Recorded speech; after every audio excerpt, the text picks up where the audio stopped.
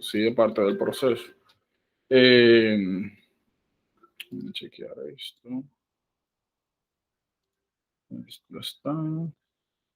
Esto está. Esto está. Pues sí.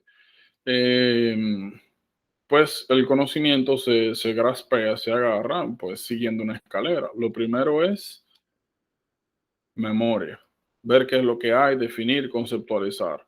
Ya luego de que usted sabe identificar algo, pues lo segundo es sus características, tercero es su aplicación y cuarto es la correlación que tiene con otras cosas. Entonces, ambos es bien fuerte, pero como mencionamos, fuerza mucho el concepto de memoria y de detalles finos. Cuando ustedes salen de ambos, y el banco se ha utilizado de manera adecuada, uno sale con un pool de información. Y a partir de ahí, entonces, nosotros podemos sacar el mejor provecho posible a Google, que se encarga de los otros niveles. Este primer paso es bien fuerte, es bien difícil, porque uno está todavía viendo la información. Segundo, uno todavía está en el proceso de que se le olvida todo. ¿Cuál es el detalle? Que aquí en el libro, como nosotros hemos hablado, hemos visto mucha información y yo pues le doy la dirección, tips y demás, pero una cosa es tú ver la información, entenderla, otra cosa es retenerla. Les ha pasado, yo sé que sí, y va a seguir pasando que nosotros vemos algo hoy, usted lo entiende, lo revisa y todo chévere, y yo le pregunto, usted me dice, y una semana después, como que, ¿para dónde se fue eso? Ya usted ni sabe qué era lo que había ahí. Eso es lamentablemente parte del proceso, es normal, usted no es estúpido, no es bruto, usted no lo dejaron caer cuando chiquito, nada de eso, es parte del proceso. Y de lo que se trata el proceso mismo es de overcomear eso. Y es algo que hay que tener muy presente para manejar las expectativas, sobre todo a corto plazo. ¿Qué sucede? La memoria es un factor esencial aquí porque es lo que nos va a permitir construir otros conceptos. Ahora bien,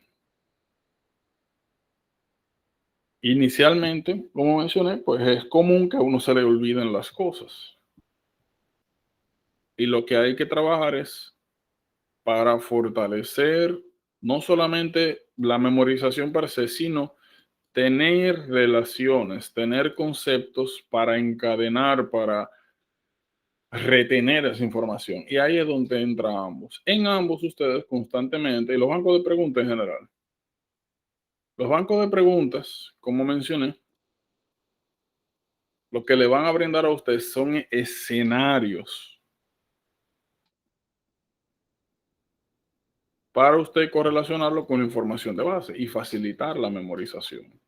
En principio, se lo digo de nuevo, no busquen valor predictivo, no busquen porcentaje, no busquen que usted no espere tampoco sacar 70, 80%, 100%, nada de eso.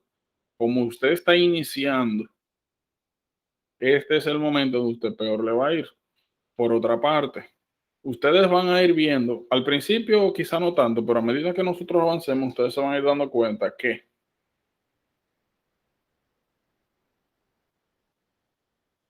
una de las cosas que hay que aprender en este proceso, más que la retención, que la memorización, que el manejo de la información, es el abordaje de las preguntas. Muchas veces usted tiene preguntas kilométricas donde lo primero que usted tiene que lograr es diferenciar entre qué información es importante y qué no, qué dejo, qué cojo, qué sí, qué no. Y eso toma tiempo, toma preparación, requiere esfuerzo y dedicación. Y por eso desde el primer día yo les he dicho a ustedes, miren, aquí hay que sudar la gota, esto es un sacrificio.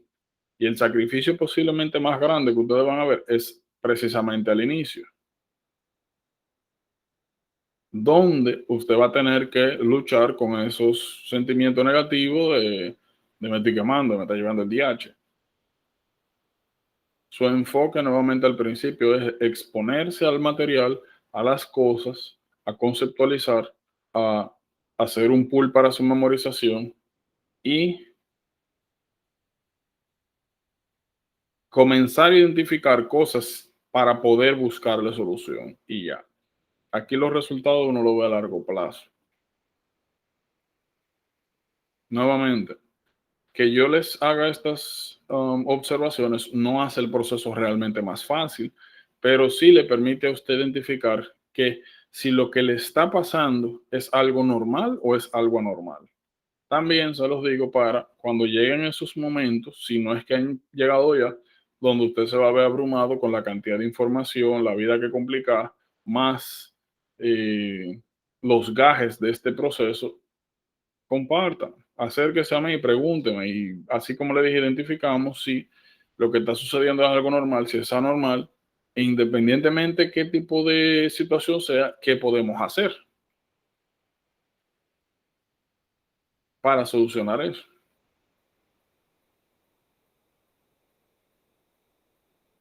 Entonces, retención, aplicación son los pilares de este proceso.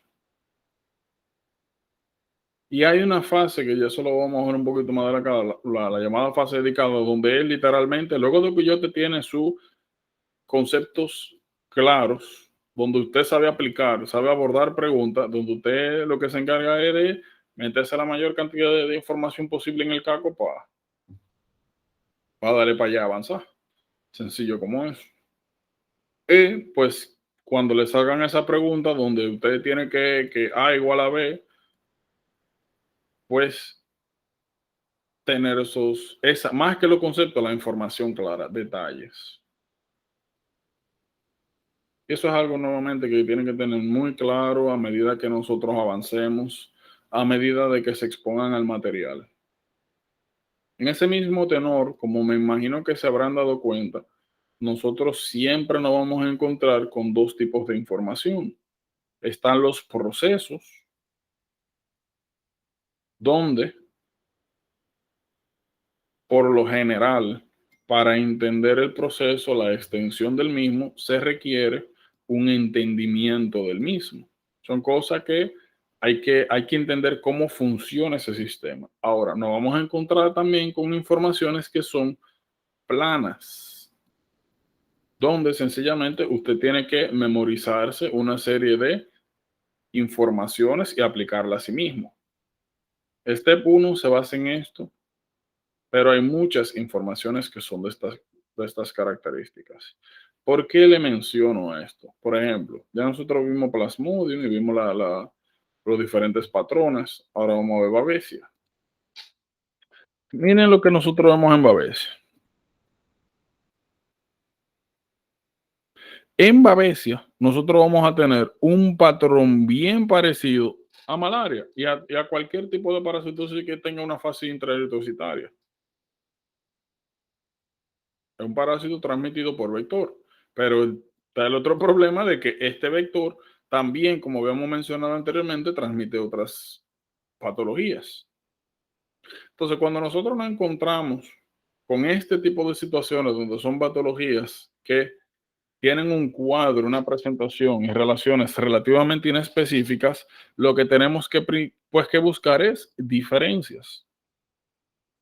De toda la patología que nosotros hemos visto, ninguna ha tenido esto, el llamado Maltese Cross, Cross de Malta.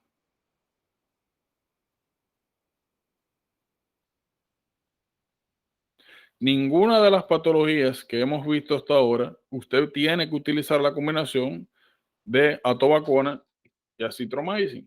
Entonces, diferencia. Ya usted sabe que hay un reguero de patología que se transmite por esto, un reguero de patología que te pueden dar este patrón, pero que ninguno tiene ni Maltese Cross ni se utiliza esta conjunción de fármacos. Lo otro, memoria. Tiene que, como le dije en aquella vez, tiene que poder identificar el tic, saber qué transmite cada uno.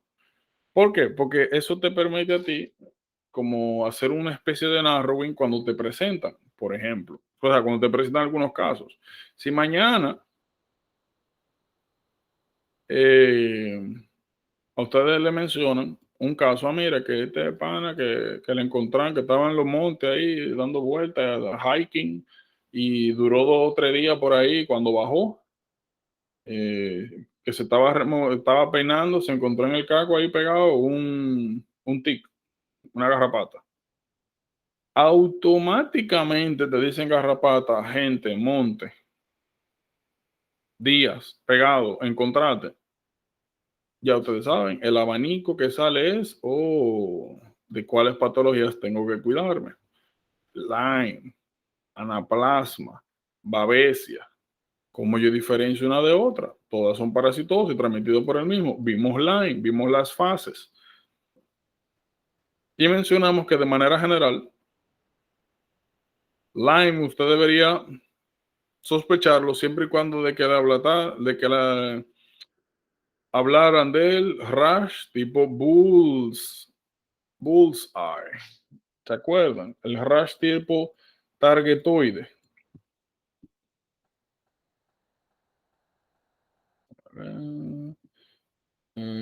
Target rash. El eratema crónico migrans. Miren acá. Rash.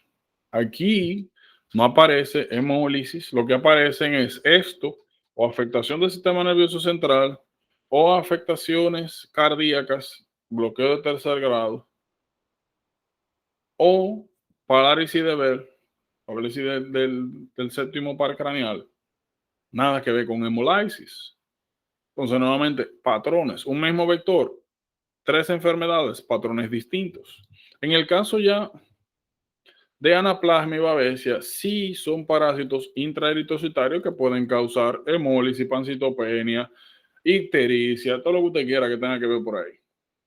Y son transmitidos por el mismo señor. Ahora, el tratamiento es distinto, pero más importante, yo tengo algo, principalmente en la dos patología veo inclusiones también intraeritrocitarias por la fase intraeritrocitaria que tienen, pero ya yo sé que en babesia yo veo el Maltese cross. Entonces, eso es importante. Eso es importante. Por eso es que le digo, cada vez que nosotros vemos patologías donde hay hallazgos o cosas que se relacionen con otras patologías, diferencias. Miren, por ejemplo, eso parece un aretico de lo que se pone en el oído. No sé cómo se llama, pero lo que se ponen como bordeando el oído, casi en casi en el lining. Ring incompleto, piensa en malaria. Ring completo, piensa en babesia. Porque estos son diagnósticos diferenciales importantes, no solamente por la fase introcitaria, sino porque los dos dan fiebre, hemolítica, anemia.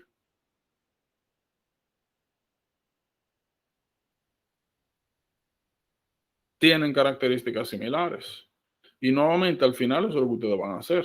Le van a presentar casos, le van a presentar casos, sobre todo de patologías relativamente parecidas. Por ejemplo, hace unos días nosotros tuvimos el caso de cuando discutimos las preguntas que ustedes vieron. Una gente con una diarrea y 500 causas de diarrea.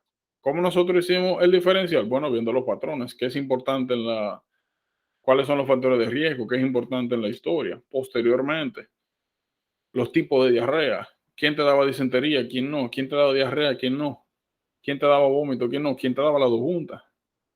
Y a través de eso fue que pudimos entonces llegar a la respuesta. Por eso que yo le digo, concéntrense siempre en diferencias. Miren, Trypanosoma cruzi. Trypanosoma cruzi. Trypanosoma cruzi. Ustedes deben de pensarlo cada vez que ustedes vean una persona que viene de Sudamérica, principalmente, y desarrolla,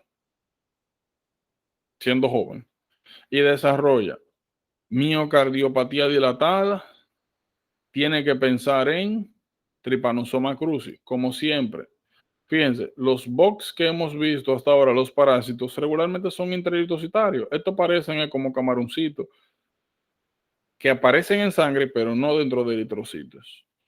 Por otro lado, hay algo que se llama romaña, bueno, se me fue una O ahí, pero romaña sign. El romaña sign es un edema periorbitario característico de Trypanosoma cruzi. ¿Por qué esto es importante? Nuevamente, Romaña sign, cardiomiopatía, persona que recientemente ha viajado o llegó, migró de Sudamérica, piensa en Trypanosoma cruzi. ¿Por qué es importante este signo Romaña, especialmente cuando hablamos de niños? Porque un poquito más adelante vamos a hablar de fiebre reumática y vamos a hablar de, más que de fiebre reumática, post-streptococcal glomerulonefritis, donde niños sobre todo que les dan, puede pasar en adultos, pero niños sobre todo que le dan, que tienen afectación renal post faringitis estreptocócica, pueden desarrollar síndrome nefrítico. Y ahí vamos a ver que el síndrome nefrítico, dentro de sus características generales, hipertensión, insuficiencia renal aguda, también pueden aparecer con un edema periorbitario. Y también regularmente tienden a ser personas que vienen de países terceros mundistas o en vía de desarrollo. Entonces la historia es importante. Tienen que saber, aquí, el bug tienen que conocerlo. Tienen que conocer también la vía de transmisión. A diferencia de los tics, del isodestick, este bug no pica. No hay que muerde y te transmite el asuntico. La vía de transmisión es un poquito diferente. Regularmente este bug lo que hace es que de noche, alrededor de la boca defeca, hace pupú. Y la pupú, uno la deglute y así es que se transmite. Es importante la vía de transmisión, es importante el patrón y la presentación. Y como siempre, cómo diferenciar una cosa de otra. Signo de Romaña, como le dije. Miren, principalmente ustedes van a ver a los pacientes que desarrollan cardiomiopatía dilatada. Un poquito más adelante en cardio vamos a ver que Dilated cardiomyopathy lo que es una manera de referencia para denominar a CHF, Congestive Heart Failure.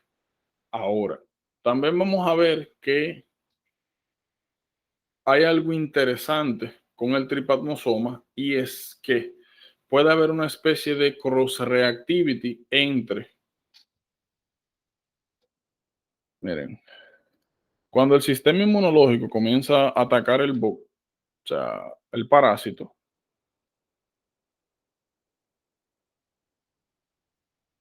sistema inmunológico. Cuando el sistema inmunológico comienza a atacar el bug, pasa algo interesante. Hay ciertas proteínas que están en el bug que lamentablemente se parecen mucho a algunas proteínas que encontramos en células gangliónicas. Células gangliónicas, como ustedes podrán esperar, son complejos celulares neuronales que se encargan de, pues, inervar segmentos, sobre todo musculares. Entonces, por el cross-reactivity, el sistema inmunológico, así como ataca al bug, comienza a atacar algunas células ganglionares. ¿Cuál es el detalle? Estas células ganglionares, al ser eliminadas, atacadas, pues denervan el segmento, la región que pues inervan. Y se desarrollan otras patologías. Las más características son megacolon y megaesófago. Nuevamente, vamos a ponerlo así. Imagínense que esto que está aquí es un segmento gastrointestinal. Un poquito más adelante en gastro, nosotros vamos a hablar de los plexos. El plexo mentérico de Meissner y Auerbach. Y vamos a ver que estos dos plexos se encargan de dar inervación a tracto gastrointestinal. Significando que para mezclar y empujar comida o lo que sea en caso de colon heces en el sistema gastrointestinal, quienes se encargan de provocar eso, de facilitar eso, de inervar el músculo gastrointestinal para que se mueva, se expulse la comida, son estos plexos. ¿Qué sucede? Estos plexos son atacados por el sistema inmune porque, como mencioné, en su periferia hay proteínas que se parecen al de Trypanosoma cruzi.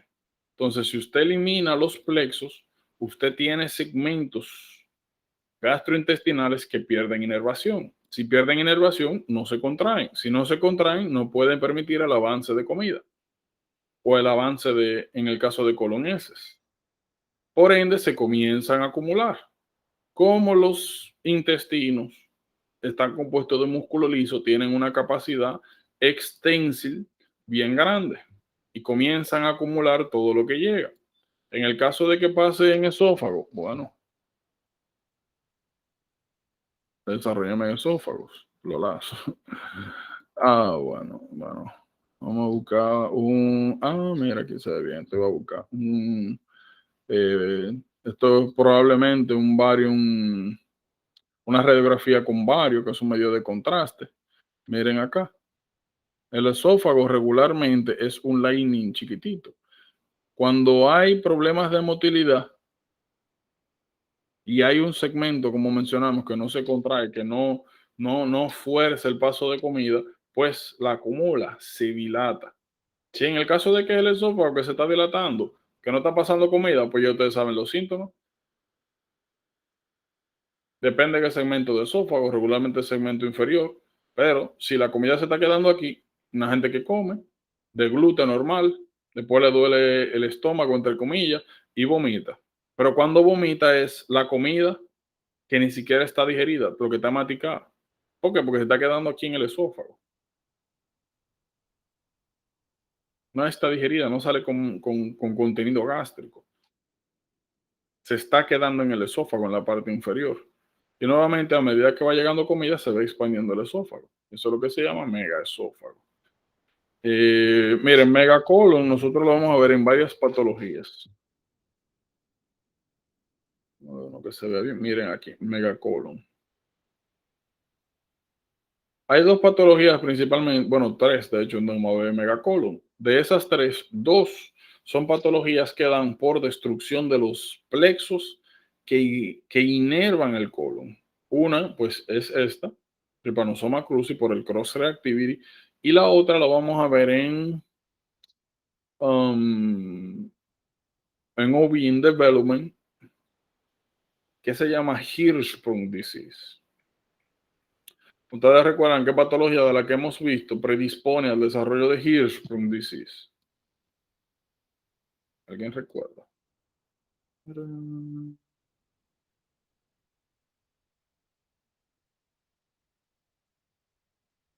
Mira qué chulo es.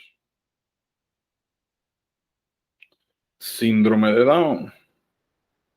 Cuando vimos las trisomías Edward Pato Down, mencionamos briefly que ahí se mencionaban una serie de patologías que estaban asociadas a la trisomía. El caso del síndrome de Down, Hirschsprung disease. El detalle es que en Chagas se destruyen el plexo mientérico y de Auerbach por el sistema inmune, atacándolo, pensando que está atacando Trypanosoma cruzi. Nuevamente, ese efecto se llama cross reactivity. Y en Hirschsprung disease es que sencillamente el niño nace sin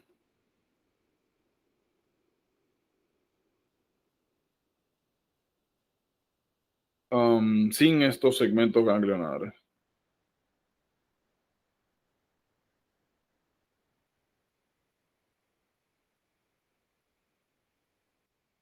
Ni siquiera, ¿verdad? Ni siquiera, ya yo le mencioné, ¿verdad? Para mí es un camaroncito. Yo Trypanosoma un camaroncito.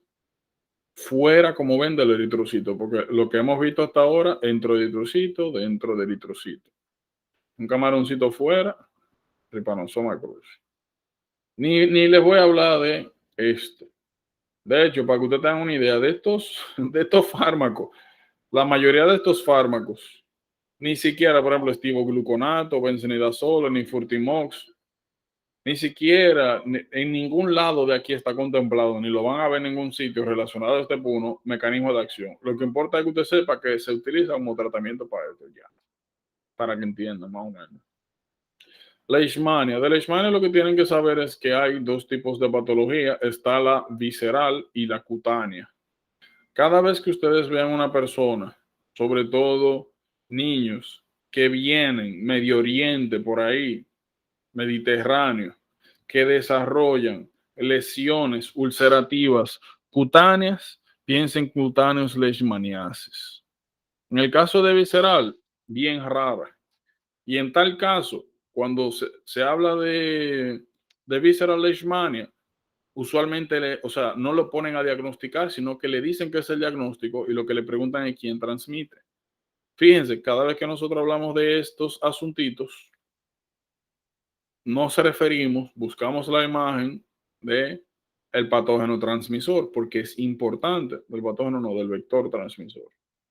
Como siempre, hallazgo microscópico. ¿Cómo se ve la leishmania? Tratamiento. Nuevamente, aquí no hay mucho que discutir. Es, como mencionamos, de estos casos eh, donde es memoria pura. De tricomona nosotros lo hablamos en estos días. Nosotros lo hicimos como versus de candidiasis versus Gardnerella vaginalis. Cuando hablamos de Gardnerella, mencionamos, ¿alguien recuerda cuál era el hallazgo que se encontraba cuando hacemos diagnóstico de Gardnerella vaginalis? O sea, ¿cómo se llama esto?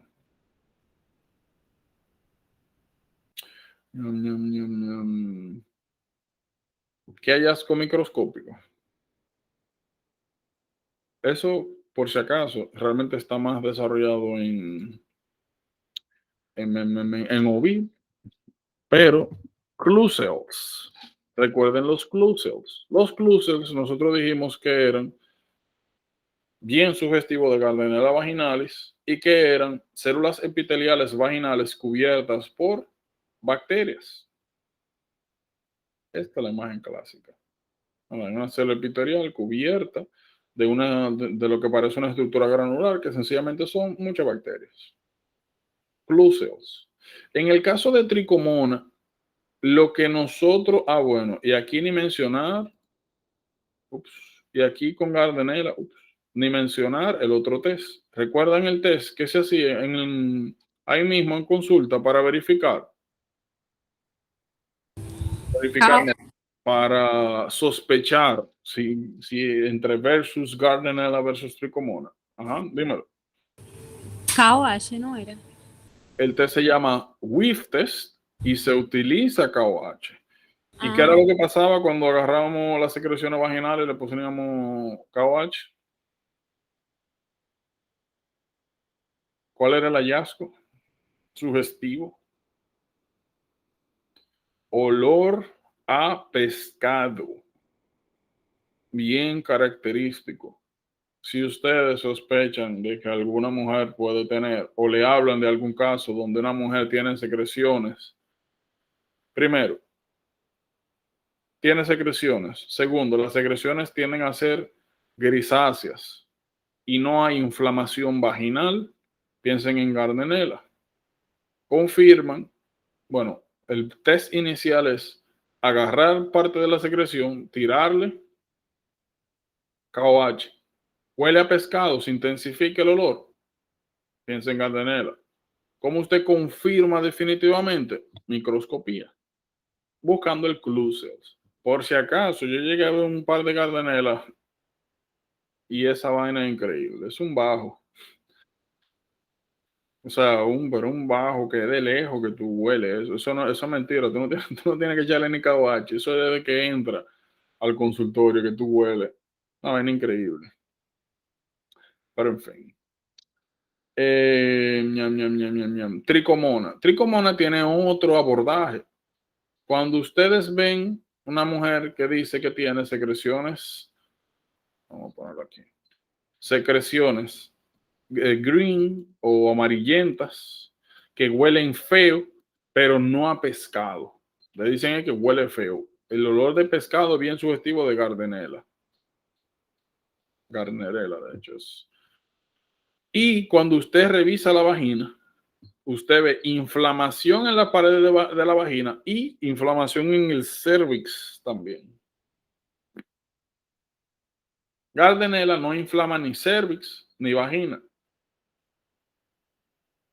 Tricomona sí. Entonces, cuando usted sospecha de tricomona, el test es wet mount.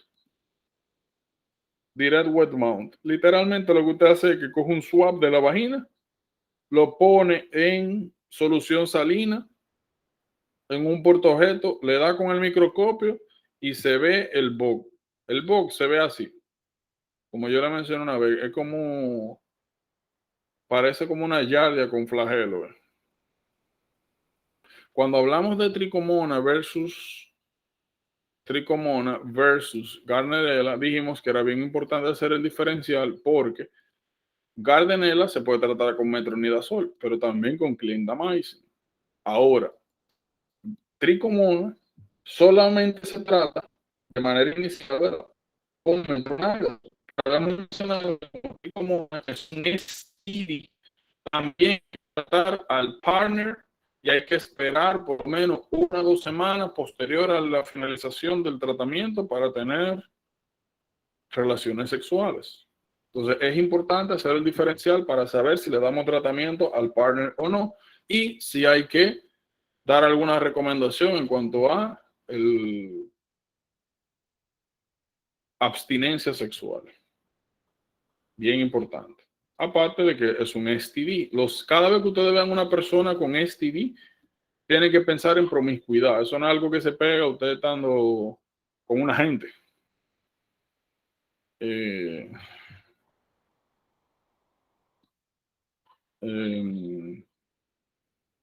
oye, pero este muchacho está manejando esa vaina, ¿te oyen?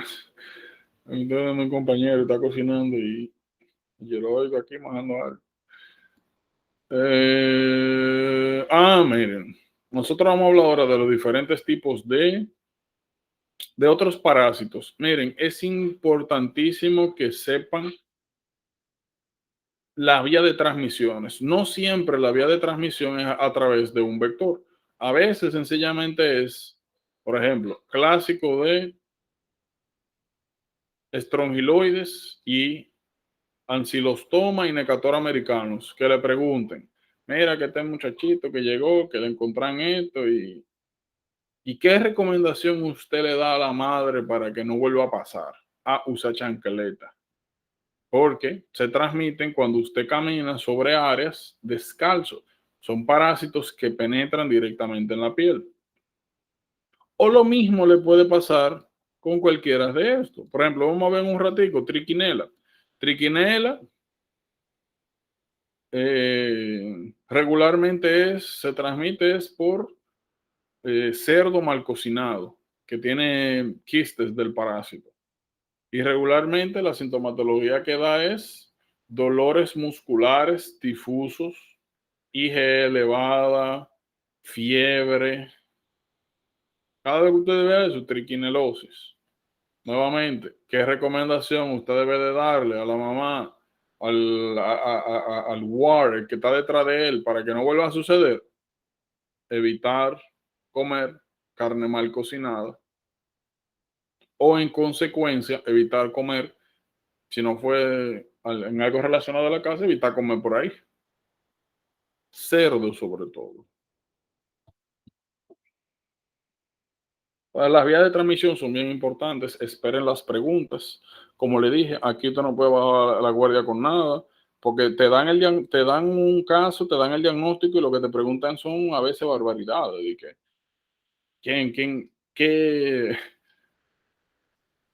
¿quién es que lo transmite? ¿Qué voz lo transmite? ¿Cómo evitamos esto? Nuevamente, digo absurda porque no es que esté mal, porque al final eso hay que saberlo de la medicina, para eso mismo, para prevenir, para tú saber qué buscar o cuál pudo haber sido la fuente, que es importante para evitar reinfección, Pero me refiero a absurda en el sentido de que muchas veces son lo menos que tú te esperas, que tú dices, coño, como de todas las cosas en el universo, como pueden preguntar esa chuchería y me preguntan por la vaina, la única, como la única cosa a la cual yo normalmente ni atención le pongo. Como. Entonces, esas son de las cosas en las cuales ustedes tienen que prepararse para, para esto. Miren, aquí nosotros hemos hablado de un regalo de worms, parásitos. ¿Qué es importante con cada parásito? Lo siguiente, miren, cada vez que ustedes vean el siguiente, bueno, lo que vamos a hablar aquí es de diferencial general de casos. Todos son worms. La diferencia va a ser dos cosas. Ups, vamos a esto aquí. El challenge aquí van a ser dos cosas. Los más que el diagnóstico, los escenarios de cuándo sospechar cada una, la vía de transmisión, y ahí podríamos poner el tratamiento. Miren, por si acaso, como ustedes ven acá, en la mayoría de los casos, albendazol. Ahora, hay diferencias. Entonces, ¿cómo a mí se me ha hecho más fácil aprenderme esto? Cada vez que hay un worm en el medio, albendazol.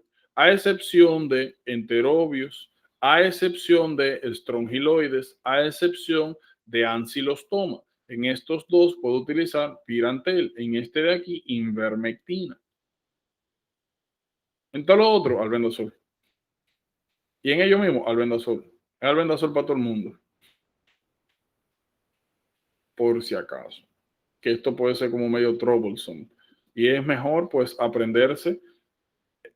Aquí hay 1, 2, 3, 4, 5, 6. En vez de usted aprenderse los 6, usted puede aprenderse 3, que son los diferentes, y ya los otros se caen de la mata. Por si acaso. Más fácil aprenderse 3 que 6. Y en teoría, aquí usted se está aprendiendo los 6 porque lo que está viendo los patrones generales de tratamiento. Lo otro, los escenarios. Miren, enterobios vermiculares. Enterobios vermiculares, su escenario clásico es una persona, un niño sobre todo, que se vive arrancando la nalga. Literal. Por eso es que allá dicen, cuando un niño se arranca mucho, en broma se arranca mucho, de que tiene chinchilla en la nalga. Cada vez que ustedes ven como esa descripción clásica, un niño que embroma mucho, que se vive arrancando la nalga, enterobios vermiculares. Y eso es importante. Miren, enterobios vermiculares tiene un ciclo de vida interesante respecto a nosotros los seres humanos. Míralo aquí, era un culito. Enterobios vermiculares tiende a salir en la noche y en las altas horas de la mañana, sale por el ano, viene aquí, como dicen, te hace coquilla y deja los huevos. Cuando te hace cosquilla, coquilla relajando, ¿verdad? Sino cuando camina por aquí, pues molesta, irrita. Dejó los huevos, entró para adentro, sigue con su vida por ahí, y usted viene y se arranca la nalga, se lleva los huevos y comienza a infectar a todo el mundo. Esto es importante, esta parte del ciclo de vida, por que el test es llamado el Scotch Tape Test o test de Graham. La persona tiene que ir en la madrugada al sitio de testeo, se pone en posición genupectoral.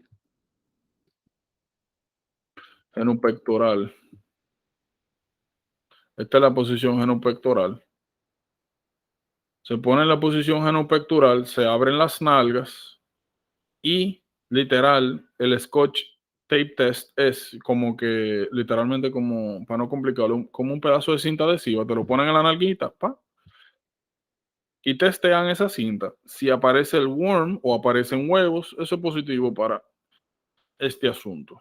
Enterobios vermiculares. Cada vez que usted ve que le pica mucho la nalga, enterobios vermiculares. Ascaris. Lo principal de Ascaris es dos cosas. Una persona que come bien, baja peso, que pues está expuesta al worm, condiciones de baja salubridad. Y hay otra cosa que son los Proglotits. Proglotits. Ñam, ñam, ñam. Míralo aquí. Aquí se ven. Proglótides. Podríamos encontrar una mejor imagen. Ah, míralo aquí. Proglótides. Cada vez que usted ve a una persona que está comiendo de manera normal, incluso hasta más de lo normal, que está bajando de peso y que dice que uno o tiene signos obstructivos, vamos a hablar de eso ahora en detalle, y lo otro es que en las heces salen como si fueran huevitos, salen como pedazos, como grano de arroz, piensen que eso es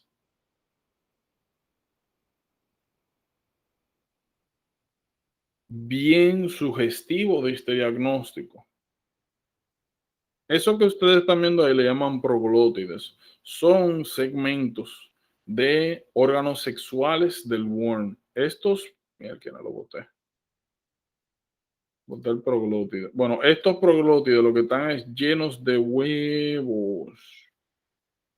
Y son segmentos de úteros de la hembra luego de que los huevos son fecundados.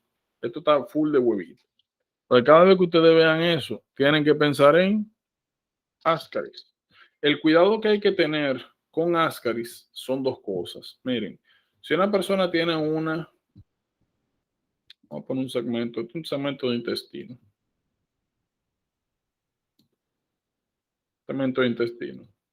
Si una persona tiene muchos worms, normalmente ellos lo que hacen es que se pegan con la boca. Uno de los efectos que tiene albendazol es que causa, si no me recuerdo, son bloqueadores de canales de calcio. Bloqueadores de canales de calcio.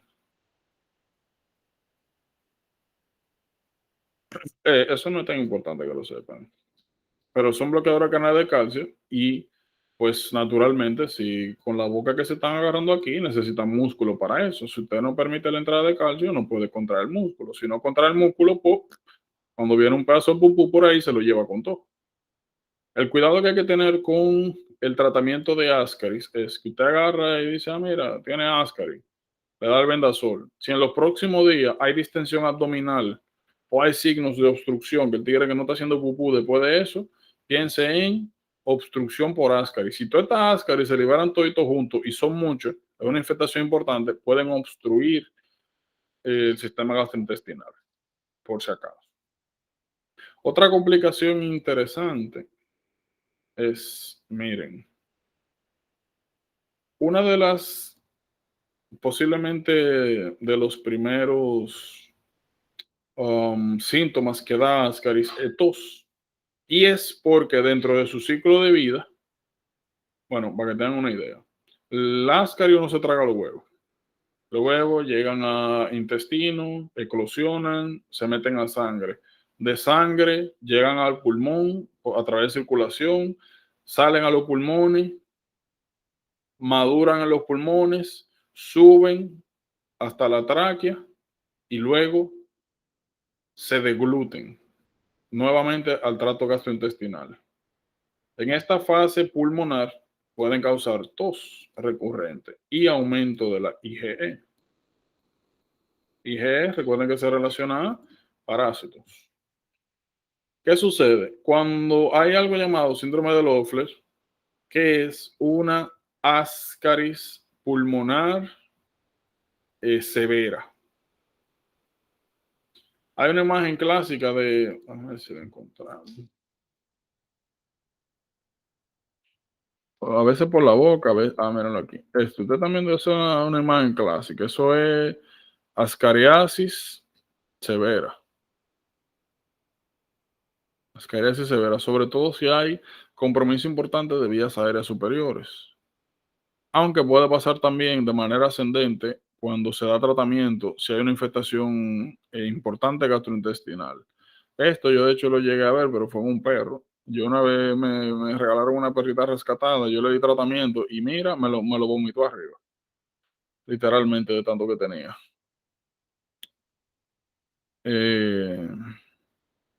Esas dos complicaciones son bien importantes de Ascaris. Sobre todo, como dije, cuando se da tratamiento, en el caso de la obstructiva.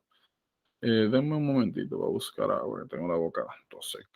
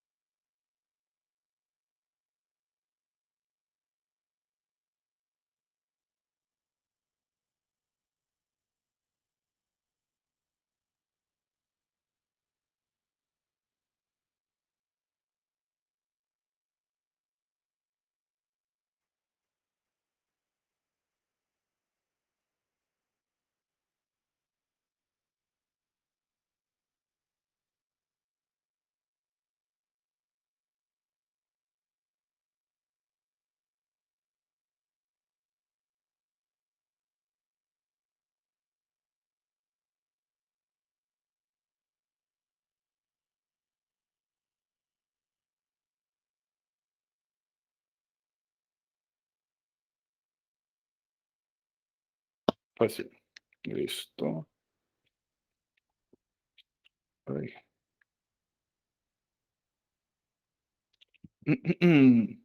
Entonces, como le mencioné, es más un asunto de um, escenarios. Nuevamente, como siempre, nosotros vamos a tener escenarios generales y particulares. Estos son los escenarios generales, los más comunes sobre todo que van a ver. Entonces, esto se fue. Miren, estrongiloides. Estrongiloides, a diferencia de todos los otros worms, tienen algo interesante. Lo primero es que literalmente pueden literalmente atacar cualquier órgano. Por ende, no tienen como un cuadro especial. Lo que sí es especial es esto y esto. Rhabditiform larvae. Cada vez que ustedes vean una persona que tenga afectación gastrointestinal, pulmonar o cutánea y le digan que tomaron una muestra de las lesiones y que encontraron un Rhabditiform larvae,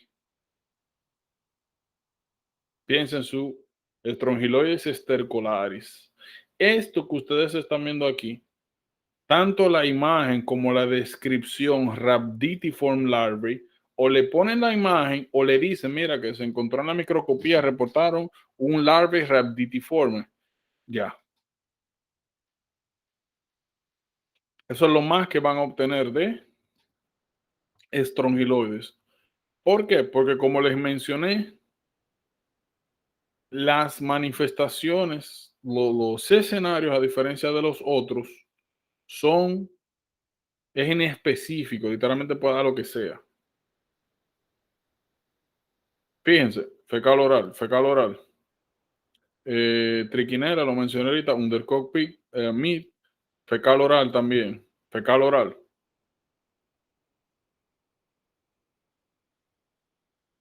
Penetran a través de piel, que fue lo que mencionamos ahorita también. Siempre lo que nos vamos a enfocar es en diferencias. Miren, así los Necator son bien interesantes. Bueno, Necator americanos. Oh, por si acaso, miren, yo no me he parado con algunas cosas,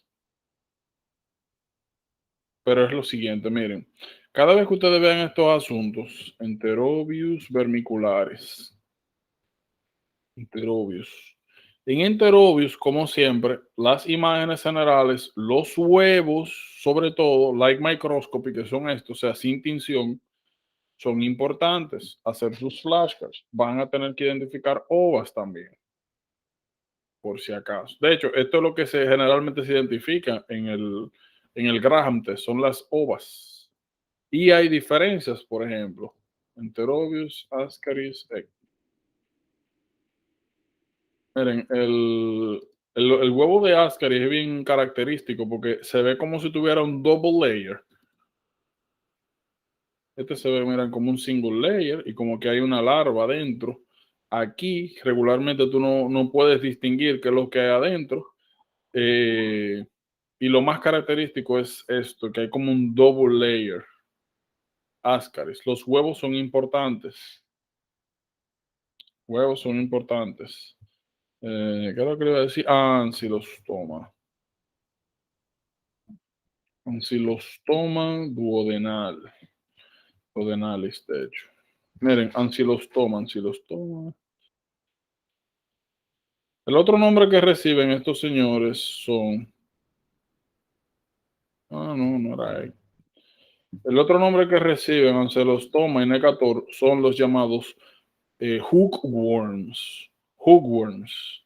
Tienen, bueno, como ven, dientes, tienen una boca especializada que le permite unirse, fijarse a, sobre todo, el epitelio gastrointestinal. Miren,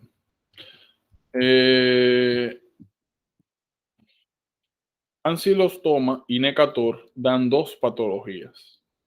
La primera, literalmente es, hay que sospecharla. Estos dos señoritos, como mencionamos, tienen la capacidad de anclarse al epitelio gastrointestinal por la boca. Y a diferencia de Ascaris, donde Ascaris se alimenta de la comida que ingiere la persona, estos worms de lo que se alimentan, lo que ingieren es sangre. Entonces, cuando usted tiene un reguero de estos bugs, de estos worms, chupándole la sangre literalmente por tiempo crónico, usted puede desarrollar secundariamente un iron deficiency anemia. Y esta es la causa más común. Cada vez que usted tiene un niño que come bien, una niña que come bien, que no está menstruando ni nada de eso, que usted no puede decir que decía, no, eso para la menstruación, está perdiendo sangre, o no está comiendo bien, que le encanta de que juega mucho de calcio, que es la vía principal de transmisión, y que desarrolla un iron deficiency anemia, y que le dan tratamiento, o sea, le dan, ¿cómo le llaman esto? Suplementos orales, y no mejora, piensa en Necator americano, ancilostoma duodenal. La otra, miren, aquí ustedes también van a encontrar cutaneous larva migrans. Lo más normal es que este worm penetre la skin y lo más normal es que encuentre un vaso sanguíneo, llegue a tripas y se quede por ahí. Ahora, a veces el worm, vamos a decir que se pierde de camino o no llega a un vaso y se queda en piel. Y se ve así, literalmente, como si hubiera un worm debajo de la piel. Cutánea larva migrans. Ya ustedes saben que eso es ancilostoma, necator, que penetran piel y denlo como una especie de worm perdido. No llegó, se quedó de camino. Ya. Mm. Por si acaso, regularmente, más que soil es por caminar con los pies de calcio en playas, sobre todo en playas donde hay vida salvaje o no hay controles sanitarios generales, gente que está haciendo pupú por ahí o perros haciendo pupú y demás. O sea, digo que no es que transmitida necesariamente por perros, sino que son áreas que suelen tener esas características. Ñam, ñam, ñam, ñam, ñam, ñam, ñam, ñam, ñam. Bueno, seguimos. Triquinela, ya yo se lo dije ahorita. Por mí. Afectación principalmente fiebre, mialgia. No le mencioné ahorita el periorbital edema porque puede fácilmente confundirse con el romaña, o sea, en tripanosoma. Triquinela espinales. Como siempre, buscar su imagen. Triquinela espirales. Triquinela espirales. Primero, ¿por qué se llama así? Bueno, pero también Segundo, ¿qué es lo que ustedes están viendo aquí? Una biopsia de músculo. A diferencia de todos los worms que hemos visto, a excepción de Cutánea larva migrans, el diagnóstico siempre es coprológico, heces, cosas que tienen que ver con pupú. La muestra siempre es gastrointestinal, a excepción, como mencioné, de Cutánea larva migrans y si acaso Scotch test, que es en la parte externa del ano, pero como quiera, vinculado a gastrointestinal. El diagnóstico de Trichinella spiralis necesita una biopsia de músculo porque si bien es cierto la infección entra por boca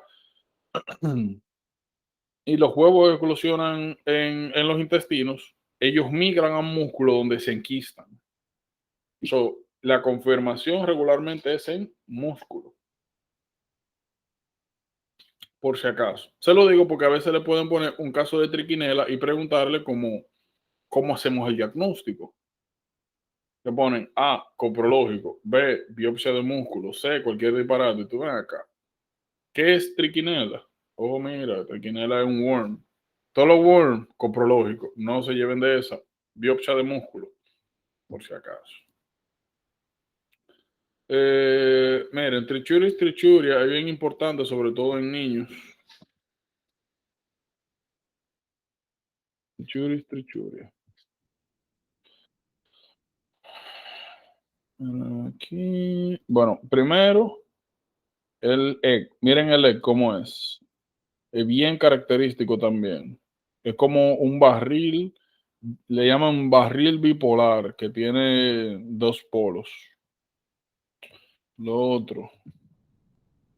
Cada vez que ustedes vean un niño que tiene diarrea, malestares y desarrolla prolapso sin haber tenido previamente ningún tipo de malformación, anomalía anorrectal, piensen en el trichurichichuria. Sencillo como eso. Ñam, ñam, ñam, ñam, ñam, ñam, ñam. Ok, miren. Eh, esos son, ¿verdad? Los gastrointestinales. Ahora vamos a hablar de otro grupo. Nuevamente, escenarios. Miren, nosotros hablamos ahorita de cutáneo larva migrans. Ahora tenemos visceral larva migrans. Visceral larva migrans.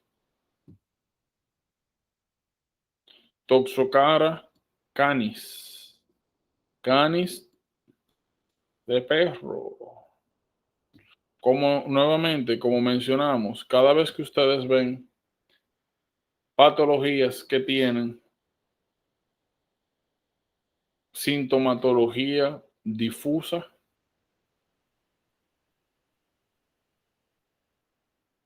o sea, no característica, pues consideran una enfermedad low yield. Ahora, ¿qué sí es importante que sepan acá? Toxocara canis, perro. Cada vez que ustedes vean a alguien que tenga alguna patología sugestiva a parasitosis y haya heces de perro alrededor, como le dije, una playa donde los perros hagan pupú, o una playa de perros donde eso puede pasar, o alguien que cuide perros, o a veterinario, busquen cosas relacionadas a eso. Sencillo. Miren, o con cerca es bien interesante. Miren acá, ahorita vimos Sandfly, ahora estamos viendo Blackfly. Lo importante o lo mejor dicho, lo interesante de Corcerca bulbulus es Blackfly, mosca negra, y causa Black Nodules y blindness. Por eso es que regularmente le llaman river blindness. Aquí nuevamente, como siempre, te ven acá, Blackfly, ups, no fue una, acá, su Blackfly, cada vez que ustedes vean, river blindness. A ver si aparece. Miren acá. Blindness, África. Alguien que haya estado por allá o haya venido de allá y aparte de eso tenga skin lesions. Estas, bueno, esta no se ve, no se ven tanto. Ah, bueno, mira.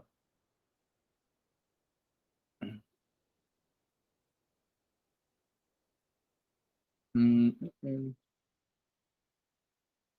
Estas se ven más. Y tenga estas lesiones, ceguera, que puede ser de un ojo o de los dos, que tenga estas lesiones en piel, oncocerca volvulus, black fly, sencillo como eso. Em, miren, esta lo aloa. Lo aloa, regularmente lo van a ver, es lo aloa. Ay, no sé si la han escuchado, la han visto. Estas, especialmente este Worms, yo sé que se hizo muy famoso porque hay un canal bueno, Discovery Channel tienen una cosa de que parásitos asesinos. Sé que ahí suelen pasar, bueno, solían, no sé si lo pasan todavía, solían pasar mucho esto de que un worm en el ojo. Regularmente se encuentra acá en conjuntiva, pero también se puede filtrar adentro del ojo. Cada vez que ustedes vean eso, su loa loa, loa loa, loa loa, loa loa, loa loa, loa loa. Fíjense, miren, ivermectina, los tratamientos tienen que ponerle atención. Más importante que loa loa, que utiliza el tratamiento de dietilcarbamazina, es clásico, elefantiasis. Todo el mundo sabe elefantiasis, Wechereria bancrofti.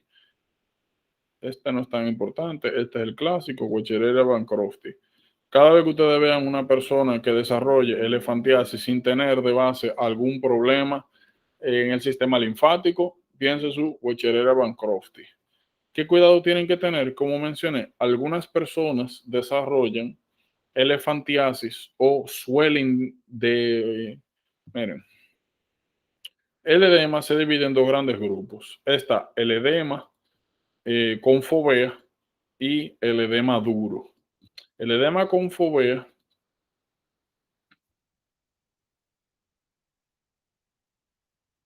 es este. Usted presiona y el dedo se le marca.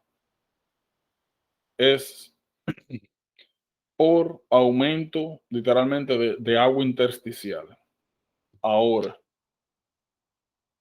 el edema que se relaciona a elefantiasis es un edema duro, porque es un problema de el draining linfático. Entonces, no solamente se acumula agua, sino también proteína. ¿Qué sucede? Este edema duro puede dar o por elefantiasis, Buercherella bancrofti, o puede dar por algunas cirugías, por ejemplo. Arm edema, breast cancer. Por ejemplo, miren acá. A veces cuando se hace recesión de cáncer de mama, hay que quitar los nódulos axilares, porque le llaman nódulos centinelas, si hay evidencia de metástasis. ¿Qué sucede? Cuando usted extirpa los nódulos, usted puede dañar naturalmente la cadena linfática. Y secundariamente, es lo mismo. Usted tiene problemas de drenaje linfático, edema. Tienen que tener cuidado con eso. La elefantiasis, como no sé si mencioné, pero por si acaso, luego de la picadura, toma un año para que se desarrolle esto, o sea, es progresivo. Regularmente la misma picadura pasa desapercibido, no diga que usted lo pique y dice, ay, y se le pone así. No. Entonces tienen que tener cuidado de cuando tengan algún caso parecido a elefantiasis, de si ha habido alguna historia de cirugía, sobre todo si está relacionado a los ganglios linfáticos asociados a esa región, por si acaso. Ya. Ay, miren, aquí hay algo interesante y sumamente importante. Miren, sexto también llamado tapeworm. Tapeworm, miren, los roundworm son así. Son como literalmente gusanos, como los gusanos que uno conoce, que son como redonditos y gorditos. Los tapeworm son gusanos, le llaman, en español le llaman plenarias, es que son como planos, parecen como un pedazo de cinta adhesiva. Miren, Taenia Soli, todo el mundo la conoce como solitaria. ¿Qué cuidado tienen que tener? Miren, Taenia solium puede causar dos enfermedades y la enfermedad que ocasiona depende es de con qué usted se infecte. Hay dos maneras de infección. Una, usted se come los huevos enquistados en carnes mal cocidas o si usted ingiere los eggs, los huevos. Si usted ingiere la carne enquistada, literalmente lo que usted desarrolla es lo que nosotros conocemos como solitaria. La, el famoso worm de 10 metros, bueno, no tanto, pero la largota. Ahora, si usted ingiere los huevos, lo que usted desarrolla es neurocisticercosis. Esto es bien importante porque una persona que tenga solitaria puede autoinocularse. Bueno, ustedes saben, toda persona que esté infectada por un parásito gastrointestinal, lo que ellos hacen, luego de que se establecen, es botar mucho huevo para seguir infectando. So, usted puede pasarle su huevo o a otra gente. Lo único que esa gente no va a desarrollar eh, solitaria, sino que lo que va a desarrollar es neurocisticercosis. Ahora, usted también se puede autoinfectar con esos huevos y secundariamente causaste otra patología, neurocisticercosis. Eso es bien importante. Ahora, ¿qué tiene que saber de esto? Aquí, miren, vamos a buscar la imagen. Miren, por ejemplo, acá. Miren acá. Hay algo interesante con neurocisticercosis, es lo siguiente. Miren, aquí lo que ustedes van a tener, pueden tener síntomas obstructivos, pueden ver en heces como tipo de proglótide, pueden salir segmentos del parásito, eh, pueden tener también, si es muy grande o se dobla sobre sí misma, signos de obstrucción intestinal. Neurocisticercosis, interesantemente, regularmente con lo que se debuta es con seizures. Cada vez que ustedes ven a una gente que venga de del Medio Oriente, que sea oriental, de descendencia asiática de por ahí, y de que emigró hace algunos años, que está viviendo aquí, que tiene su vida y tiene unos seizures de repente sin haber tenido historia de absolutamente nada de nada. Y cuando usted hace un ataque, usted lo que ve son muchos punticos super enhancing neurocisticercosis. Sencillo como eso. ¿Qué cuidado tienen que tener? Que el tratamiento depende de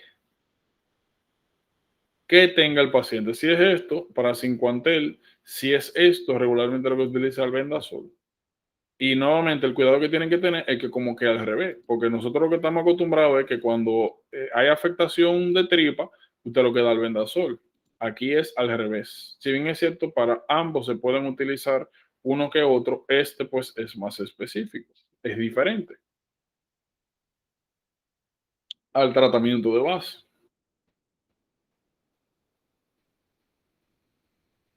Miren aquí esto. Ustedes se acuerdan que en diferentes ocasiones yo le he dicho, miren, nosotros vamos a ver informaciones. La mayoría de la información que vamos a ver se repite. En estos días hablamos de eso. Cuando hablamos de vitaminas B12.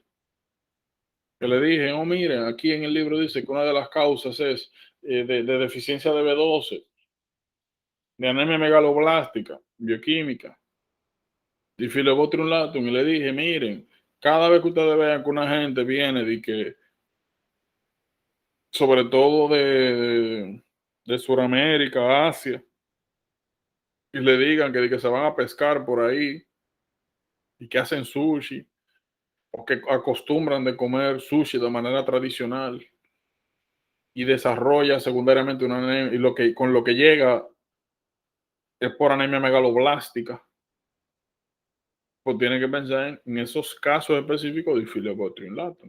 ¿Alguien recuerda qué era anemia megaloblástica? Anemia megaloblástica. ¿Qué era eso?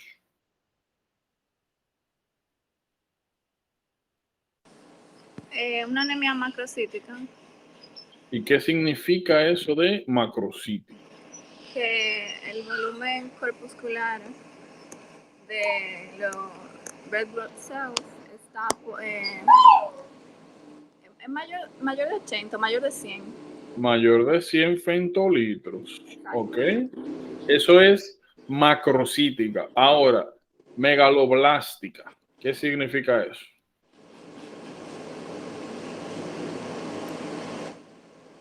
En megaloblástica nosotros agregamos una característica y era los neutrófilos hipersegmentados. Polimorfo nuclear, ajá. Ajá, dijimos que normalmente 3, 2, 3, 5 núcleos es lo normal que tenga un neutrófilo. Si veíamos, bueno, ¿para qué yo estoy haciendo esto? Sí, lo podemos buscar. Megaloblástica, anemia, blood smear. Mírenlo aquí. Mírenlo aquí, que es lo que nosotros estamos viendo. Glóbulos rojos grandotes. Y estamos viendo aquí neutrófilos hipersegmentados. Lo normal es que tengan 3, te tiene 1, 2, 3, 4, 5, 6, 7, 8. 1, 2, 3, 4, 5, 6, 7, 8, 9. Lo normal es que tengan máximo 5. Megaloblástica anemia, deficiencia de B2. Y no se preocupen que vamos a volver a ver esto en hemato. Por eso le dije, lo bueno, y en muchas ocasiones le menciono, miren, como, ¿verdad? Esfuércense por revisar el material y demás, bla, bla, bla, pero la suerte es que la mayoría de estos conceptos nosotros lo vamos a ver en repetidas ocasiones y en unos con más profundidad de otros, porque en bioquímica nosotros lo que vimos fue generalidades. Ahora lo que estamos viendo es una causa. En hemato vamos a hablar de anemia megaloblástica de arriba abajo, de hecho, a cubrir todos sus aspectos patológicos. So, entonces fue. Equinococo granuloso. Miren, equinococo granuloso causa el llamado quiste hidatídico. Quiste hidatídico. Quiste hidatídico es lo que ustedes están viendo acá. Es un quiste que sale principalmente en tejido hepático, que puede tener, pueden ser uno, lo más normal es que sea uno, pero pueden ser varios, y dependiendo del tamaño del quiste, es el abordaje. Si el quiste, oigan bien, mide menos de 3 centímetros, regularmente es albendazol y si acaso, eh, drenaje percutáneo.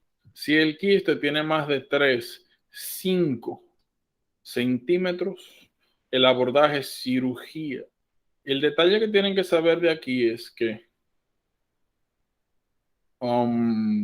cuando se hace cirugía hay que ser muy cuidadoso extirpando este quiste porque si se revienta y sale el líquido que está dentro, puede causar una reacción anafiláctica. Eso es lo importante. Algo que tienen que saber es que regularmente, siempre y cuando sean quistes pequeños, ni siquiera dan síntomas. Suelen ser hallazgos incidentales. Como siempre, ¿quién transmite? Importante. Miren, esquistosoma. Esquistosoma se divide en dos, en Manzoni y hematobium. Importantes porque, primero, estamos viendo aquí, ¿cómo era que le llamaban a esto? Viñeta de, Dios mío, ¿cómo que se llama? Viñeta, caricatura. Ah, míralo aquí. Mira ahí. Viñeta de caricatura. Viñeta de caricatura. Viñeta de caricatura. Viñeta de caricatura. Esquistosoma manzoni tiene una morfología de viñeta de caricatura y esquistosoma hematobium tiene el piquito, lo tienes lateral, o aquí o aquí. Que es importante que sepan que cada uno de estos está relacionado con dos patologías distintas. Esquistosoma manzoni, regularmente ustedes lo van a ver, es afectando principalmente hígado, causando inflamación crónica y deposición de colágeno, llevando a cirrosis hepática más hipertensión portal. Ambos tienen que saber que son transmitidos por caracoles. En el caso de esquistosoma hematobium, lo que causa es una patología totalmente diferente. Puede causar dos. Una, o puede afectar bladder y causar inflamación local crónica también, se enquistan en el tejido y esa inflamación puede ocasionar, promover squamous cell carcinoma. Este efecto de inflamación local crónica que secundariamente causa cáncer fue el que vimos bien parecido a Helicobacter pylori. Recuerden que infecciones por Helicobacter pylori hay que erradicarlas rápido porque aumentan el riesgo de desarrollar cáncer gástrico y maltoma. Ahora bien, en el caso de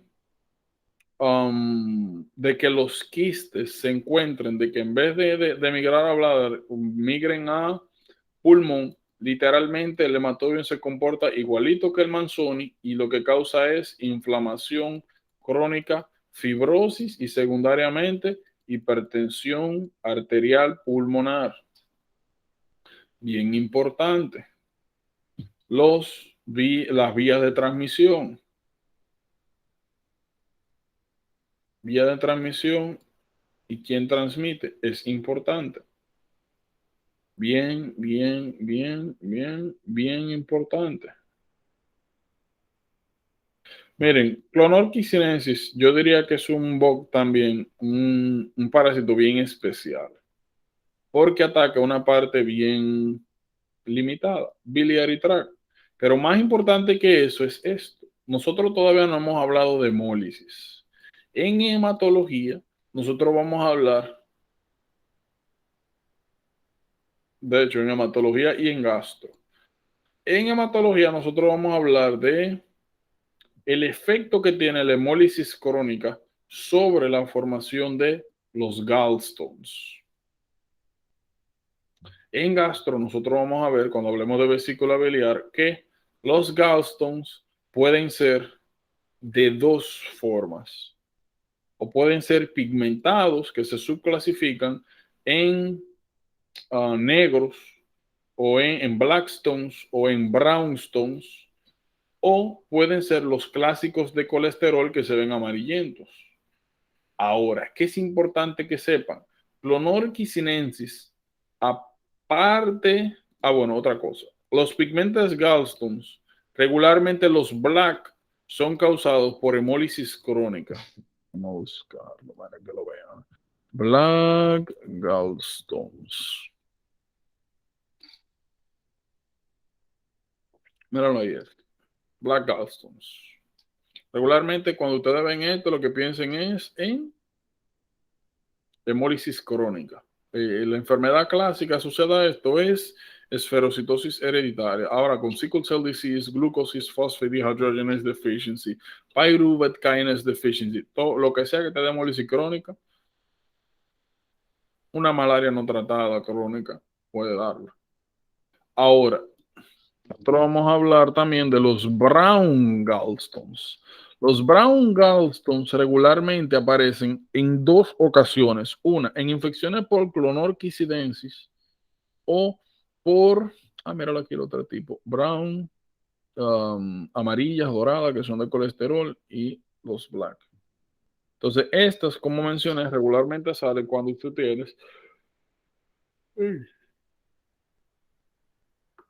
perdón, o Clonorchis sinensis infection o infección bacteriana recurrente del tracto biliar. Eso le llaman colangitis. Colangitis. Bien. Como siempre, ¿quién se transmite? ¿Quién transmite? Yo no sé si, yo no sé si les dije. Yo creo que no, pero miren, tienen que tener mucho cuidado con esto y en general. Y posiblemente el cuidado más grande es que, miren, posiblemente una de las cosas más importantes en este proceso es que, aparte, ¿verdad?, de todo lo que hablamos ahorita, dedicación, bla, bla, bla, bla, que ustedes sean muy aware de sus debilidades. de qué le da problema, sobre todo cuando estén finalizando el proceso. Yo no sé si les comenté, pero por si acaso, yo tenía pues mi deck de Anki. En la semana, en los últimos días, yo creé un deck aparte, un segundo deck, donde yo abordé dos cosas. Las fórmulas, sobre todo las que se me hacían difícil de Public Health, y dentro de él, y como los últimos 2 días, aquí yo en ese mismo deck agregué el tratamiento de esquistosomiasis, porque yo no sé, siempre se me hizo como difícil acordarme que el tratamiento era para 50. Pues adivinen qué, yo me acuerdo que en la mañana, cuando esos mis padres estaban aquí en Nueva York, que de hecho yo vine, yo no sé si le dije, yo llegué aquí el 15 de marzo, y el 16 al otro día explotó lo del COVID, me quedé aquí y yo aproveché, renuncié al trabajo y cogí el examen, porque ya estaba aquí y no tenía nada que hacer y no sabía cuándo iba a volver, pero en fin. Entonces, cuando el día del examen, pues mi papá me fue y me llevó. Y cuando yo estaba de camino, yo me puse a hacer las flashcards, porque eran como 20 flashes que yo tenía. Yo dije, déjame hacer esta, porque esto siempre se me hace difícil. Ahorita vamos a hacer una desgracia de esto. Pues una de las flashcards que me salió naturalmente fue el tratamiento de esquistosoma manzoni. La tercera pregunta. Una esquistosomiasis, la imagen, el tratamiento, y yo, diablo, por eso es que uno no se puede cuidar aquí. Si yo me hubiese puesto bruto, de que no, hombre, yo me sé eso, o no, hombre, como esa vaina no me va a salir. La tercera maldita pregunta, y me acuerdo por eso mismo, porque fue como tan, como, y la segunda pregunta, yo creo que le dije, la segunda pregunta fue de Public Health, que fue de que cómo calcular el relative risk de un caso ahí que me presentaron. Y yo dije, parece que aquí uno no se puede cuidar con nada. Y nuevamente, ese deck, precisamente ese deck, yo lo hice en esos últimos días con las cosas que más se me hacían difíciles de todo, pero obviamente yo llegué a esa conclusión no solamente por los análisis que me daban los bancos y demás, sino por el análisis mío propio, porque esto no se trata de uno darle para adelante y esperar que la cosa cambie y ya. Hay que tener planificación, hay que ir identificando. Por eso que yo a ustedes constantemente les digo, miren, cada vez que ustedes vean, lean algo que no entiendan, que se lo encuentren raro, que no le entre, qué sé yo, lo que sea que sea un problema, independientemente de sea lo que sea, que abran la boca para uno ver qué puede hacer. O sencillamente para que usted vaya identificando desde ahora cuáles son sus fortalezas y debilidades y les ponga atención con tiempo. Porque aquí, como le dije, de lo que usted menos cree es la pendeja que le va a salir. Y lo que más pique da es cuando a ti te sale una pregunta que tú sabes que es tonta, que es estúpida, que es fácil, pero cuando tú estudiaste lo viste a sí mismo, como no, eso es, pero no te acuerdas. Tú lo viste como aquí no sube, yo le dije en este proceso no subestimen nada. No cometan el error como de enfocarse en lo que es más difícil, de lo más difícil, de lo más difícil, y de cuidarse de lo que es sencillo, porque al final, cuando te ven a ver, esa es la porquería que le sale a usted. Y nuevamente, cuando se trata de tantas preguntas juntas, ahí te sale de todo, o sea, de todo, porque que ahí tienen preguntas para regalar. Son 260, 280 preguntas. Tú tienes ahí preguntas para el material extenso, pero créeme que ahí tú tienes preguntas para hacer lo que te dé la gana y que no te falte nada. So, aquí hay que tener una preparación completa. Y por eso también le digo, utilicen las flashcards, vayan poniendo la atención a eso, no se descuiden, no dejen la cosa para último, no dejen la cosa para último.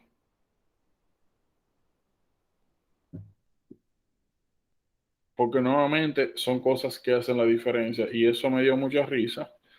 Y yo me reí muchísimo en ese examen. Estaba ahí como un loco, me imagino. La gente que está normal, se quemó.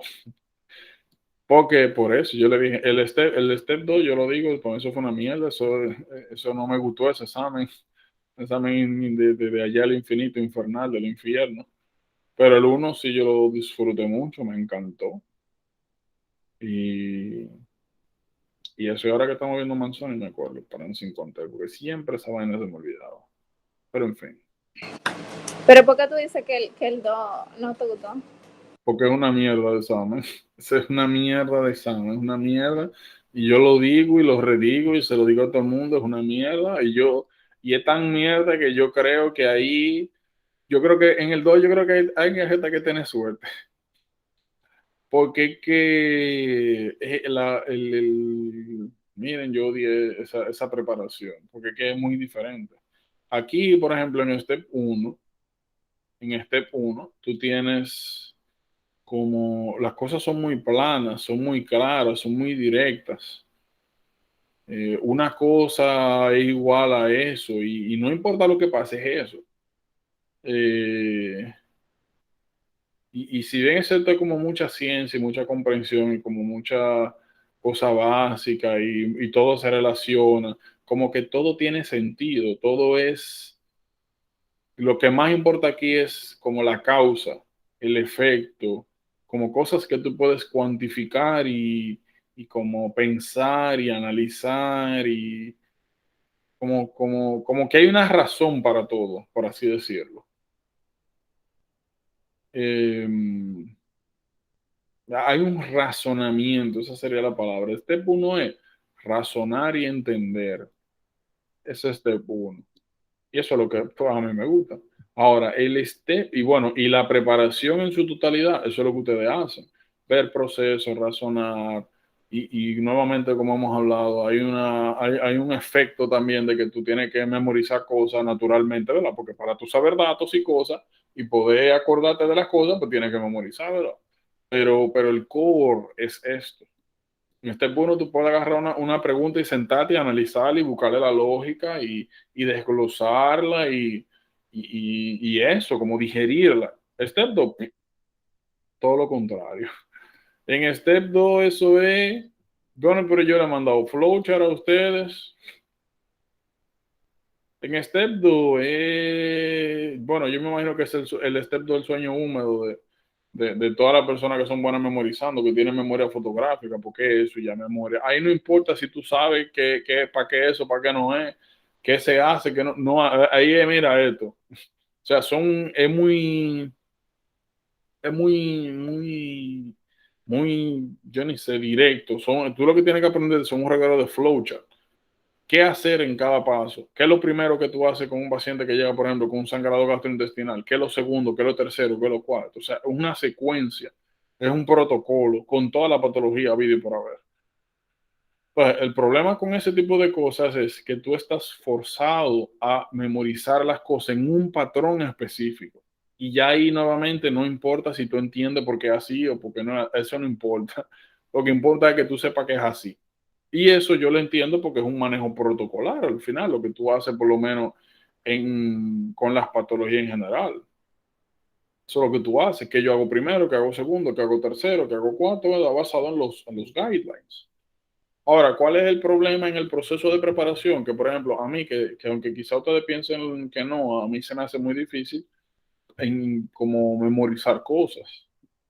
No, no es mi fuerte, no, no soy bueno en eso. Yo soy bueno entendiendo cosas, no memorizándome una vaina y repitiéndola así mismo.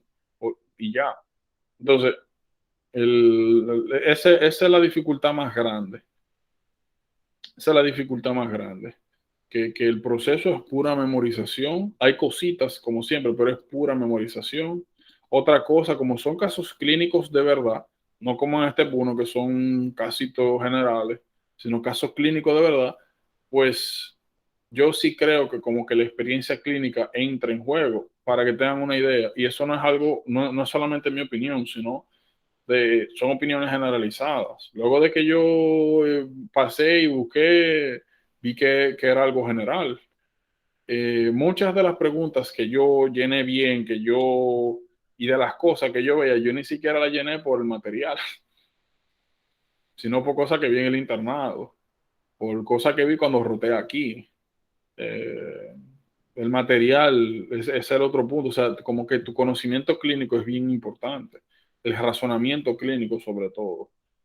Y eso es pues um, una deficiencia, porque tenemos todos nosotros que no hemos estado de lleno en un hospital trabajando, más en este setting donde está todo disponible, que no es como allá, que llega una gente y te está muriendo y tú lo que le puedes tomar la presión porque no hay nada que hacer. Aquí no, aquí hay cosas. Entonces, eso es lo segundo. Lo tercero es que el material, aparte de que botella, no hay un material, no es como el Step 1. El Step 1 tiene la ventaja de que hay muchos materiales y hay mucha competitividad, hay muchos intereses económicos detrás de esto, las empresas y demás. Por ende, muchas empresas se han encargado y tienen muchos años, Kaplan, Becker, Boyerson Beyond, toda esa gente, Osmosis, ahora ambos, USMLE-RX, o sea, son empresas que dedican muchos millones de dólares a desarrollar sus cursos para, para eso, para ofrecerlo. Entonces el material es como bien concreto, bien hecho, bien delimitado. Olvídense de esa vaina en el Step 2. En el Step 2, la mayoría de los libros son vainas que tú la lees y tú de verdad miras ni a principio a final. Como que no es que no tienen información útil, es como que no te sirven para enfrentar los escenarios clínicos que te presentan. Es bien bizarro. Lo otro eh, es que, como son escenarios clínicos, la mayoría inventados, ellos forzan mucho que a partir de la memorización de protocolos, tú individualices el caso que te presentan. Me explico. No es tan sencillo como de que te memorizarte el protocolo y después identificar qué es lo que va ahora. No. Ellos forzan mucho el individualizar los casos en base a los protocolos. Y eso se me hace, es como, creo que sería hasta difícil como explicar y entender. Pero es tan sencillo como que tú tienes un material de base que es así ya y te ponen escenarios donde tú tienes que tomar esa información y aplicarla dependiendo de cada paciente. ¿Cuál es el problema? Que como ahí queda un gap, no, como la información en ese trayecto no está clara, sino que queda un gap de como criterios clínicos, tú te sientes en el aire. Como le dije, no, como en el step 1, donde si nosotros vamos a discutir algo, hay un material, hay algo de base, podemos ir a leerlo. Son cosas descritas. Entonces, a mí no me gustó. El examen también, cuando lo cogí, no me gustó. Me fue bien y todo, pero no me gustó. No puedo decir que lo disfruté como el uno. No me gustó, no me gustó, no me gustó. Es un examen demasiado raro donde tú te sientes perdido de principio a final, como que a diferencia del uno, como que tú llenas por lo que tú crees en el momento. Como que tú te prepares y tú como que, bueno, analiza lo que te presentan y tú, bueno, yo creo que según mi entendimiento y approach clínico, esta puede ser la respuesta, pero tú nunca estás de que totalmente seguro. A diferencia del Step 1, donde como las cosas son tan directas, tan claras, independientemente del tipo de pregunta, yo llené mi examen con seguridad. Yo decía, mira, es esto y yo sé que es esto, por esto y esto en el otro. Pues, muchacha. O sea, personalmente a mí no me pareció muy grata eh, la experiencia del 2. No me gustó mucho. La verdad que no. Ahora, ¿qué si yo te puedo decir? Fuera de que me guste o no, es útil, muy útil. Porque que con el Step 1 tú aprendes más o menos qué es lo que pasa con las patologías, tú te orientas, pero con lo que tú te vuelves médico realmente con el 2. Porque que ahí ya no es solamente qué tratamiento tú das, sino cuando tú tienes una patología, cuál es el curso de abordaje de tratamiento, cuáles son las secuencias de, de técnicas diagnósticas y um, cómo elegir una cosa sobre otra. Porque, por ejemplo, ahí arriba nosotros vemos patologías donde tú puedes tratar con más de un medicamento. Entonces, como mencioné, por ejemplo, aquí, ustedes no van a ver criterios. Eso de los criterios, ustedes lo pueden ver en una que otra pregunta, pero donde te exigen mucho eso es más en el CK. Y cómo elegir un tratamiento sobre otro, sobre todo en patologías. Aquí no se ve tanto porque son tratamientos súper straightforward, pero en patologías sistémicas. Cuando tú tienes, por ejemplo, paciente complicado, tú tienes un CHF diabético, hepatópata y tienes esquizofrenia, ¿qué medicamento usar? Sobre todo los que hay. O sea, son o decisiones. Cuando tú a un paciente, por ejemplo, con atrial fibrillation, tú decides darle cardioversión o darle anticoagulación, o un paciente que tiene un pulmonary embolism, cuándo mandarlo por un CT, cuándo mandarle a hacer dímero de, cuándo. O sea, es individualizar como las opciones que hay. Entonces, el DOT te hace médico, pero a mí no me gustó ese proceso, la verdad. Pero sí les puedo decir algo. Fuera de eso, de nuevamente, de mi opinión de cómo me gusta, no, creo que es mucho más fácil que el uno, porque que sea de esta manera, en base a protocolos, hace que sea menos complejo. Hay que explicar menos cosas. Tú sabes muchas cosas. Eso es el step 2. Saber muchas cosas, tener un sense clínico, desarrollar sense clínico de cuándo hacer una cosa sobre otra y ya. Eso es el step 2. Y yo creo que la mayor parte de la culpa de cómo yo pueda sentirme con el 2 es mi falta de experiencia clínica más la falta de material como, como, como conciso de preparación. Hay muchos libros, pero material per se, como aquí en el uno. O sea, por ejemplo, miren, Ferse del sí que yo lo vine a utilizar fue al final, porque esa vaina tú la agarras y eso no se entiende de verdad. Fue ya como en el último mes que yo dije, coño, ahora ya entiendo este bendito libro, pero ya había hecho ambos Hubert, había leído como 10 libros, o sea. Pero nuevamente, eso, yo entiendo también que eso le da, hace que aunque suene paradójico, hace que el proceso del CK sea más fácil, mucho más fácil que el uno. Yo creo que el CK, eso se prepara en 3, 4 meses, porque es un asunto de revisar. Lo que pasa fue que yo me tomé creo que fue como un mes más, fue como 4 o 5 meses que me tomó, y fue más porque tuve un viaje ahí y interrumpí como 3 semanas el proceso de revisión. Pero es más fácil, mucho más fácil. Es incómodo, pero fácil. Entonces, miren, ecto fuera parásitos. Aquí vamos a ver escabiasis y vamos a ver con lo que comúnmente llamamos ladilla. Ladilla, ladilla, ladilla. O, ¿cómo es que le llaman cuando está en el caco? En español, cuando tú tienes la cosita esta, liendres, lice. Miren, scabies. Scabies. Miren bien. Escabiasis.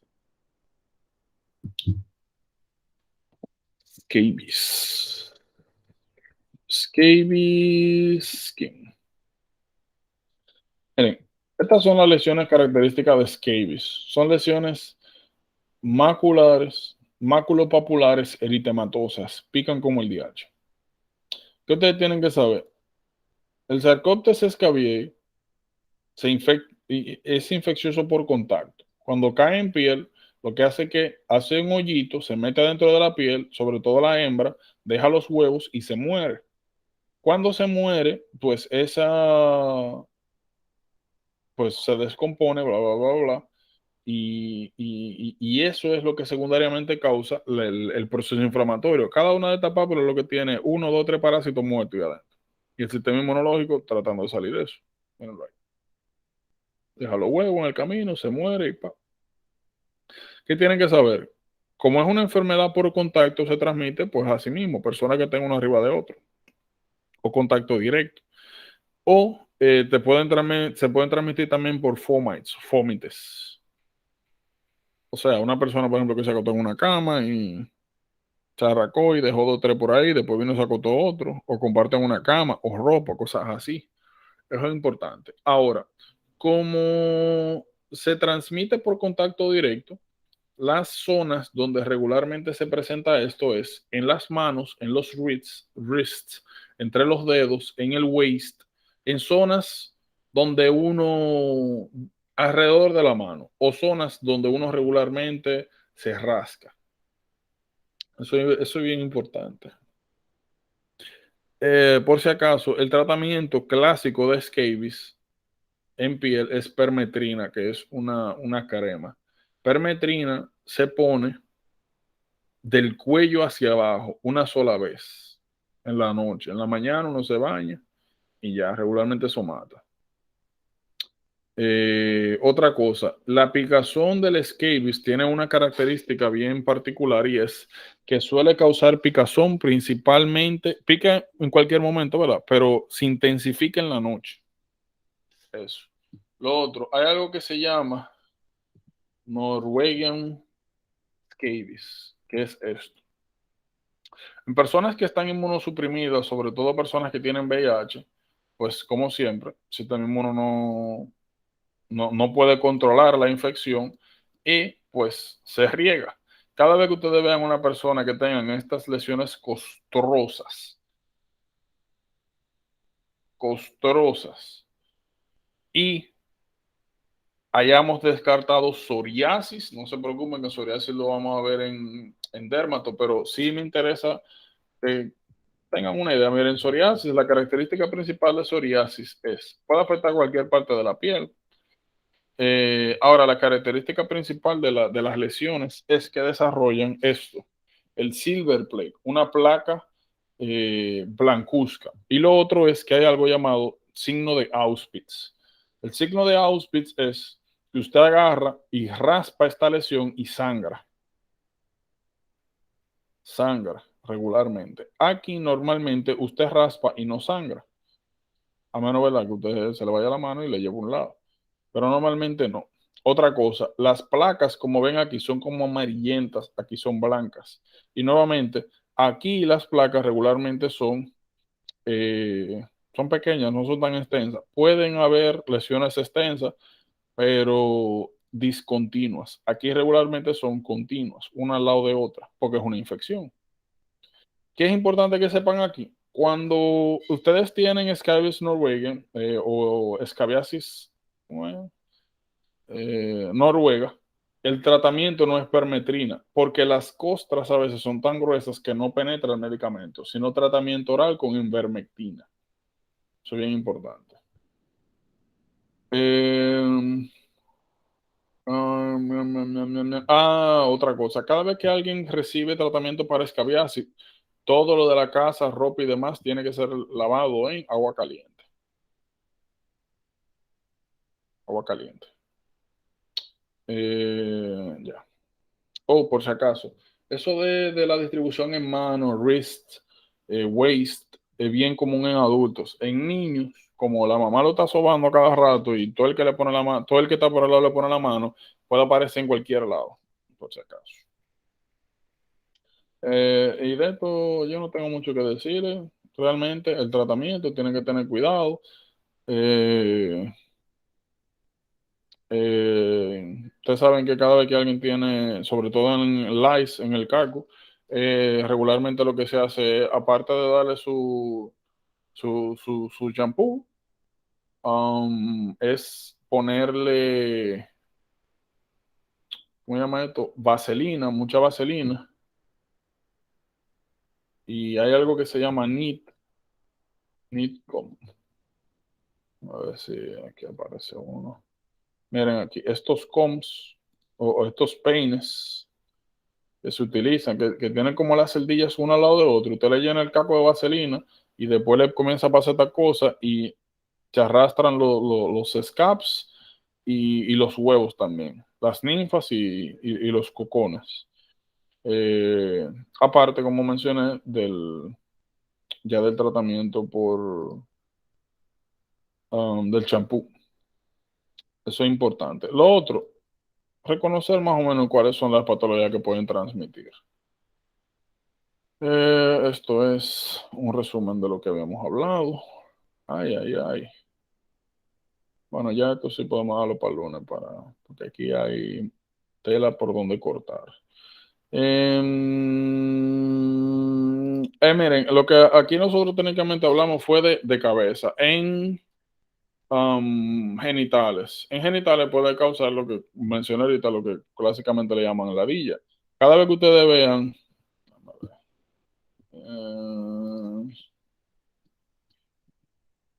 Tirius Tirius.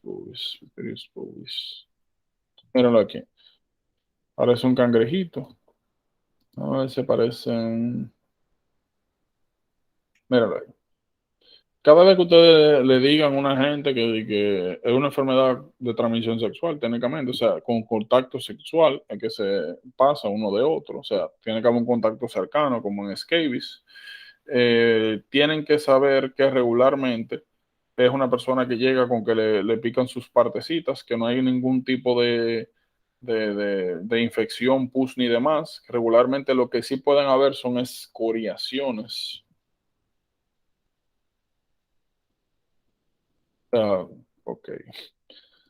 Escoriaciones por rascarse. Eso es lo más que puede haber. Y a la inspección se ven o el parásito o se ven, a ver si veo alguna acá.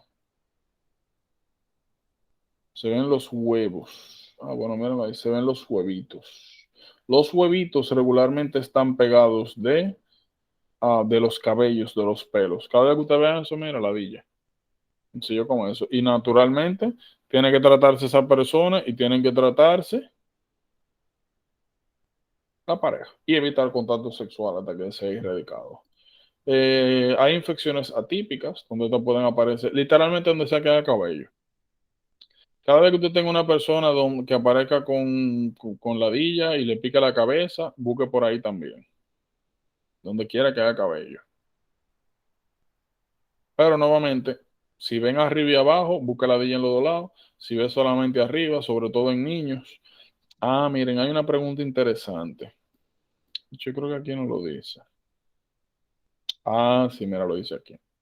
Esto es bien importante. Muchas veces presentan preguntas donde hay un niño con lice y la pregunta está dirigida a manejo. Te dicen que la mamá quiere saber que qué hace con él, que lo están relajando en el colegio, que yo no sé qué cuánto, que qué hace.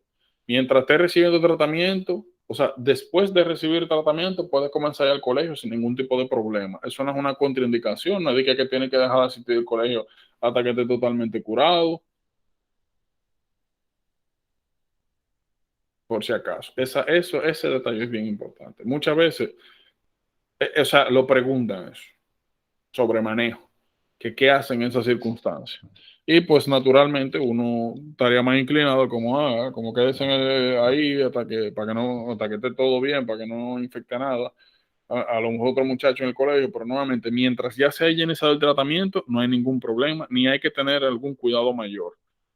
Desde que usted comienza el tratamiento, hace el NIT, retira con vaselina, como dije, y comienza a poner el champú, ya no hay riesgo de infección importante para otras personas, siempre y cuando se inicie el tratamiento. Mañana comenzamos con virología. Bueno, mañana me refiero a lunes. ¿Preguntas? ¿Dudas?